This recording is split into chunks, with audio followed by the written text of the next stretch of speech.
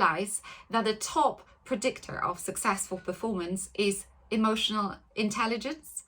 Welcome everyone, my name is Hannah Magdziarek. If you are new to this channel, I'm a professional performance coach and an emotional intelligence trainer.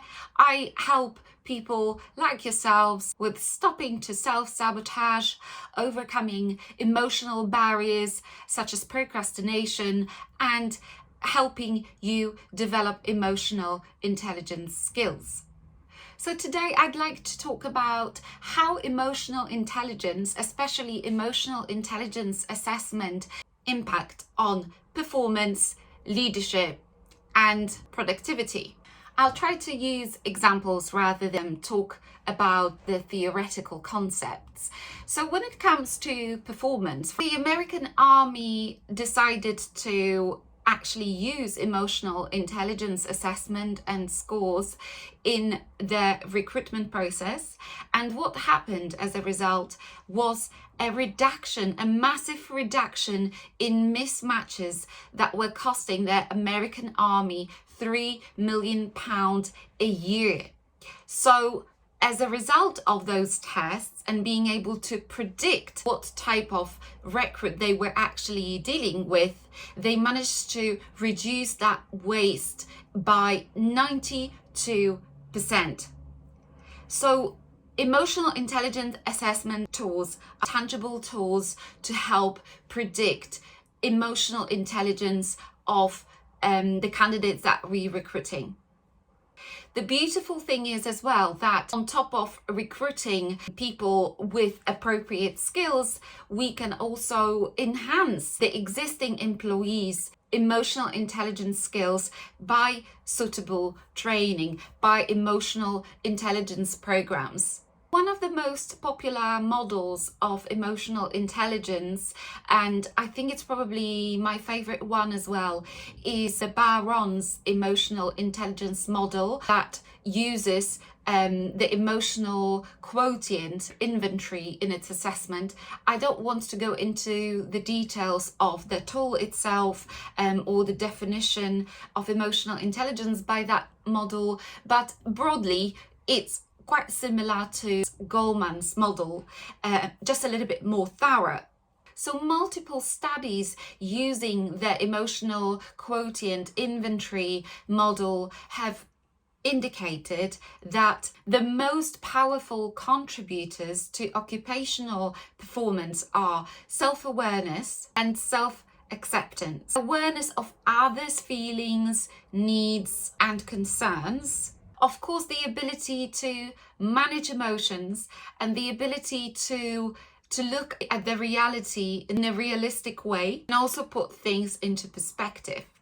It's also about a positive disposition, being able to be optimistic at work. So you can see how by measuring these elements during recruitment, we are able to recruit the sort of candidates that happen normally to perform the best. Another study, this time showing the impact of emotional intelligence on leadership, was carried out on 224 middle managers at Tesco. It was discovered that the more emotionally intelligent managers were actually much less stressed at work and, of course, interacting differently with their reports and other colleagues. They were also healthier and they enjoyed work more compared with the less emotionally intelligent colleagues. Just to highlight, emotional intelligence is a really different thing from cognitive intelligence, and the fact that only 4% of what emotional intelligence tests measure overlaps with what cognitive intelligence tests measure is a proof of it. So another element that is significantly impacted by emotional intelligence at work is actually productivity. How?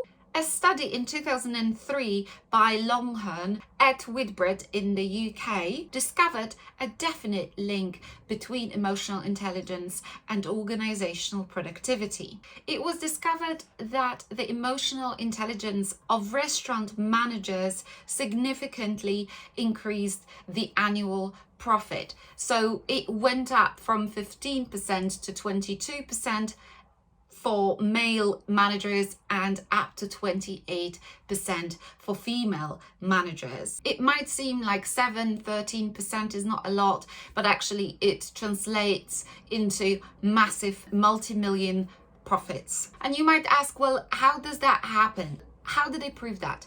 Because emotional intelligence encompasses things such as motivation, stress management, being able to remain optimistic even in difficult circumstances, being able to overcome overwhelm, procrastination, being able to live a balanced, not only work life, but also life. All these things, they really impact productivity, the quality of leadership, and also performance at work. How can the emotional intelligence model be used at work? It can be used in recruitment to pre-assess candidates. It can be used to help with employees' training and development, to help young supervisors or managers with managing their reports, in being leaders rather than just managers, managing systems and processes. It can help with succession planning. And also when an organization is going through some significant change, restructure, emotional intelligence tests are very practical as a pulse checking before and afterwards those changes. And of course, it would make sense to actually recruit and train on emotional intelligence, especially those people who have the biggest impact on others in the company. And one of those places is definitely HR departments. They're the ones who need to be able to apply this methodology and, of course, understand it in the first place. So these tests are very helpful for HR advocates. So the results I've personally seen from my clients doing emotional intelligence programs, it's certainly improving relationships at work and also at home, better collaboration and teamwork, which is of course the foundation of any successful business. And improved shared accountability has been reported as a result of these interventions. Although the skills that the emotional intelligence skill set includes are normally called soft skills, the truth is that emotional intelligence can be measured and can be assessed, and it translates into very tangible outcomes for any business. If you have enjoyed this video, and if you like watching this type of content, please leave me a like or sign up to my channel to help support me in spreading the word and sharing the knowledge. Thank you.